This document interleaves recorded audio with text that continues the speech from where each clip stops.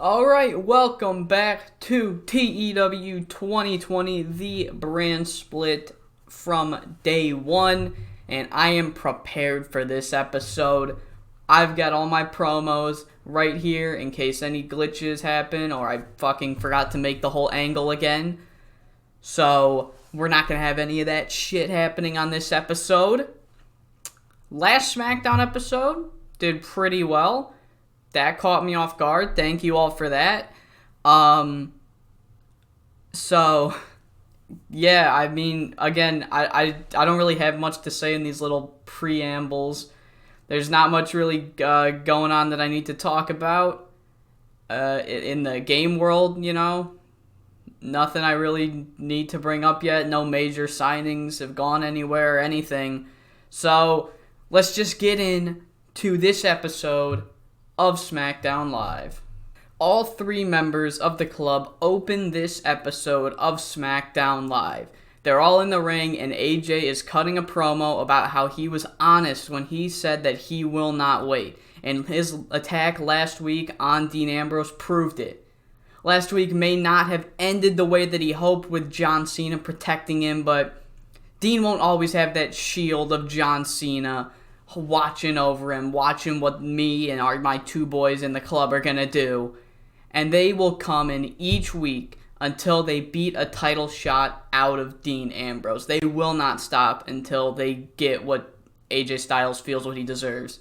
They are then interrupted by a surprising name, not Dean Ambrose. It is Sami Zayn that interrupts the trio. Zayn says that the club have not proved to anybody why they have deserved the title shot, and Zayn says that he has. By winning his match against that snake, Kevin Owens, he proved to the world that he deserves a WWE Championship match, and AJ Styles hasn't done anything to prove it. The segment ends with Zayn calling the trio cowards or something. I was going to write pussies, but I don't think he can say that on WWE. So he just ends it with a fucking zinger that pisses off the club, and he walks off. That is how we open the show. Following that, Breezango are in the ring bitching about how the tag team division on SmackDown Live doesn't get enough of a showcase, when in reality they're more mad that they're not getting a showcase and not the tag team division in general. And they also say that Daniel Bryan is a bad GM because they're not getting enough airtime. And after a good minute of these two complaining, Daniel Bryan comes out, he enters the ring, and says, "Now the SmackDown tag team division may not be perfect. It's far from perfect. But I have been making active efforts to beef it up. And you guys saying that the tag team division isn't getting enough of a showcase is wrong. Because the guys that are getting a showcase are the guys that have deserved it. The guys like the Dudley Boys. The guys like Finn Balor and Nakamura. They're teaming up right now. Those guys have earned their spot. And you guys haven't. And I have actually been making active efforts to beef up the tag team division along with our already good teams." So if you saw Raw last night, Shane said that a part of the Nikki Bella and Alicia Fox deal was that he was going to help me sign two names from NXT. And since you two claim that you're not getting enough of a showcase and you deserve more TV time, how about you two take on my new signings, American Alpha? Boom, American Alpha. They didn't get drafted, but they're still making it to SmackDown Live. Almost had them go to Raw. That was the original plan, was that the trade was going to be Nikki Bella and Alicia Fox for the rights to sign American Alpha. But I made a kind of a fuck up on that Raw. If you notice, the Usos, they were drafted to SmackDown, and I kind of forgot that. I thought they were on Raw for whatever reason, but I already ran that angle, so now I'm trying to patch up the plot hole that I made. And I think I did a fine job of doing that. But it is now time for Breezango versus American Alpha. And in their debut, American Alpha defeat the tag team of Breezango. They have great chemistry teaming. Excellent chemistry teaming together. That is awesome. Fandango not carried, but he's the most over, so he had the best rating. So, yeah. That's pretty good ratings because I believe their popularity is at like 12. Following that, Ty Dillinger storms out to the ring with a mic in hand, and he's like, I'm sick of the fucking... He can't swear. No, he can't swear. So, I'm sick of all this crap. Rusev, I'm accepting your Crush America Tour challenge, whatever it's called. Come on out here. Ty Dillinger was essentially beaten into accepting this challenge. Not out of fear, but he's doing this out of frustration. And that match is very competitive. It is by far the most competitive Crush America Tour match. However, Rusev did defeat Ty Dillinger in 651 by pinfall. Really? Oh my god. I really have to make a fucking note that he has to win by submission. But no, he doesn't do the bullplex because that's fucking stupid. He uses the accolade. Why is that even a finisher, the bullplex? Right now on the screen is the picture of the Heavy from the Meet the Pyro angle, because right now is a vignette just titled A Monster is Coming to SmackDown, and I'm not letting you guys see who it is. And the reason I chose this image of the Heavy from Meet the Pyro is because this is kind of the vibe you get. You can't really see the Heavy's face, although you know who it is. And if I gave you a silhouette of the guy, you might be able to guess him. But I'm not going to give you that silhouette because, no. Yeah, because I don't want to. I don't know. I don't know what to say. I'm sorry. He does have a gimmick change, and I will tell you how that went. His gimmick is Monster, obviously, with the title being A Monster's Coming to SmackDown. It got a rating of very good, and it will receive a bonus when booked to lose. Oh my god. It may receive a bonus when booked to look dominant, and the penalties are losing to comedy gimmicks, used in lengthy angles, and penalized for taking part in comedy bouts. So there we are. That's that. We are now on the Tamina and Bayley match. So it is just Bayley versus Tamina, and in 5 minutes, Bayley puts away Tamina with the Bayley to belly. But that's not it, because Charlotte Flair and Dana Brooke rush out to the ring. They have a sledgehammer. They ambush her from behind, not with the sledgehammer, they just have it. They beat her to the ground.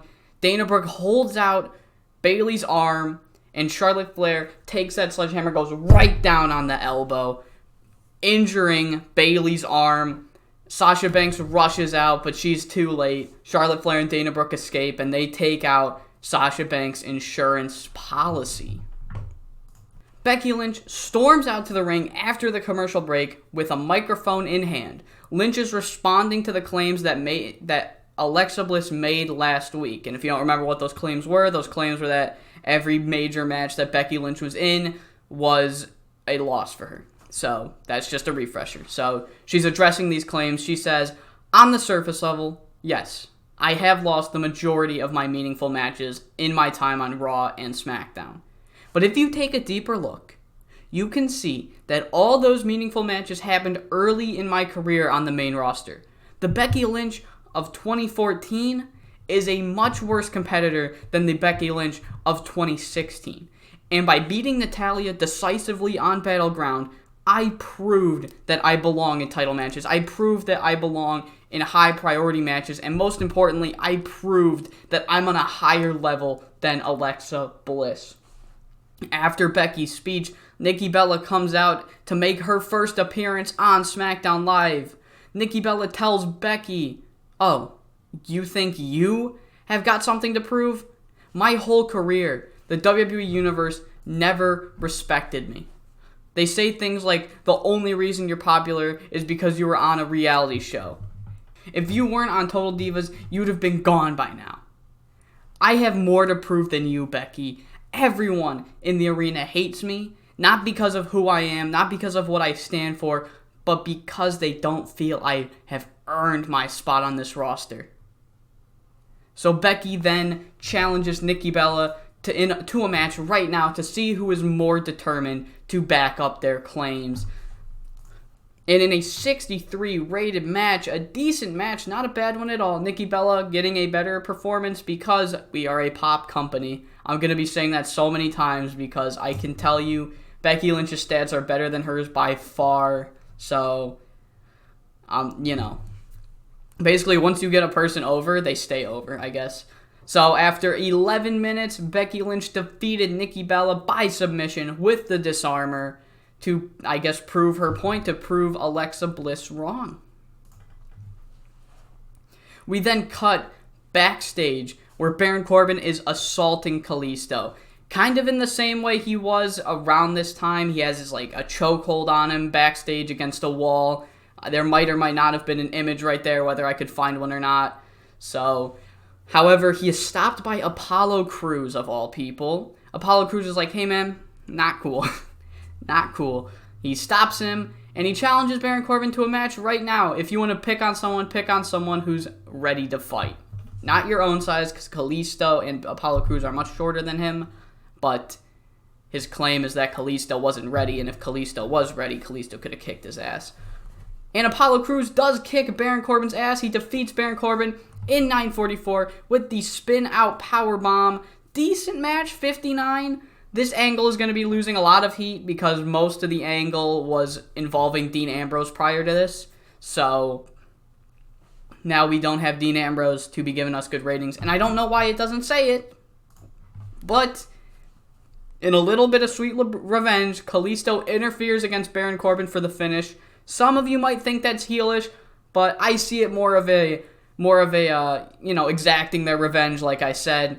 It's not really a heelish thing if it's taste of your own medicine. Following that, Bubba Ray and Devon Dudley are cutting a promo on the Titantron. I didn't write a promo out for this. Basically, the message is that the Dudley boys aren't going to just lay down for Shinsuke Nakamura and Finn Balor because Finn Balor beat Bubba and Shinsuke came out for the save? No. The Dudley boys are going to be fighting back.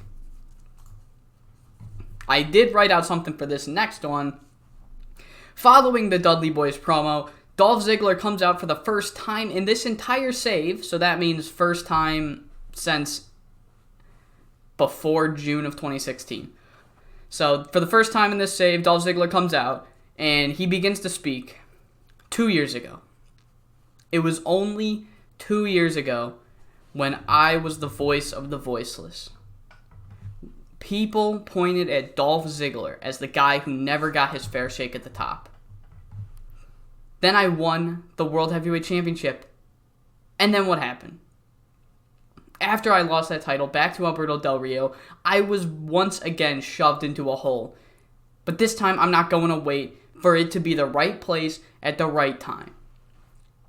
I am already 36. I don't have much more years at my peak anymore. So I'm not going to hold myself back. Dean Ambrose, you know damn well I deserve to be at the top of this card. And all I need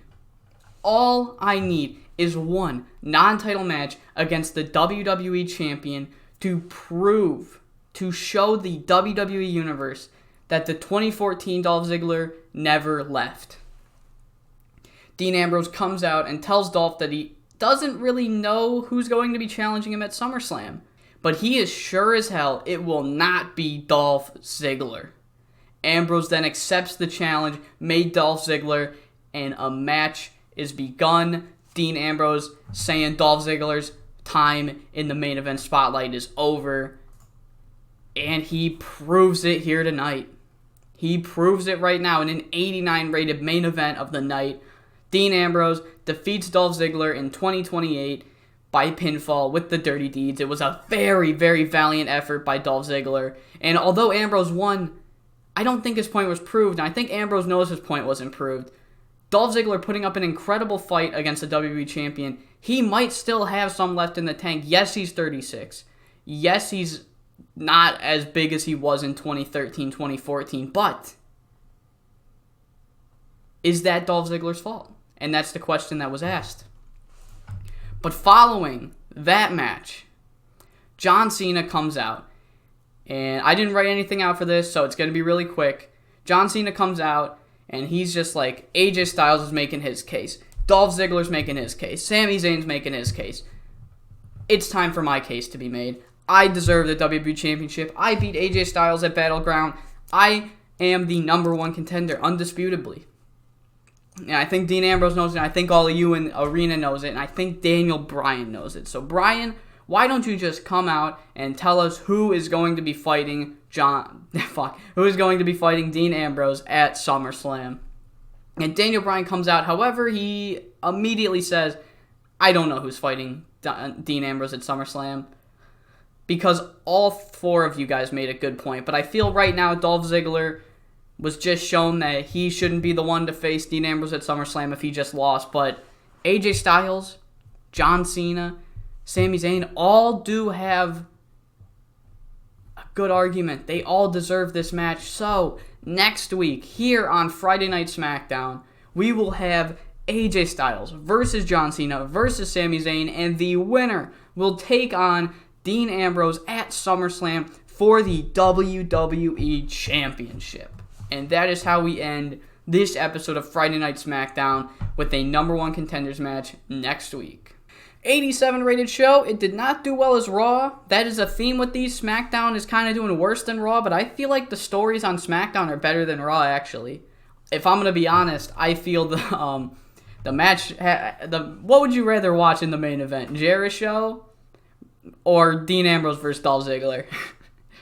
Dean Ambrose versus Dolph Ziggler automatically beats anything with the Big Show in it. So, no offense to Big Show. I mean, I've always liked Big Show, but I don't think he ever, especially in 2016, I mean, ever since like 2013, I feel he should have stopped main eventing shows.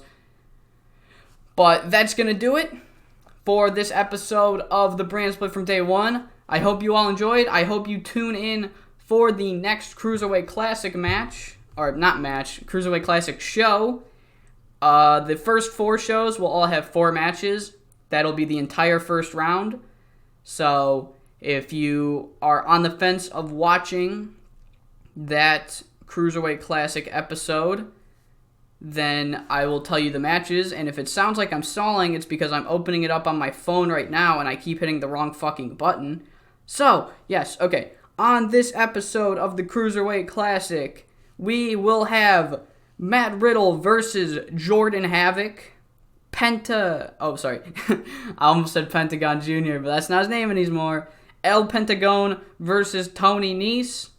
Evan Bourne taking on Drew Gulak. And in the main event, David Finlay versus Rocky Romero. That is what's happening on the next Cruiserweight Classic show. I hope you all enjoyed this show. I hope to see you for that show. I just realized I don't really have a definitive sentence that ends these episodes, so yeah, hope to see you there.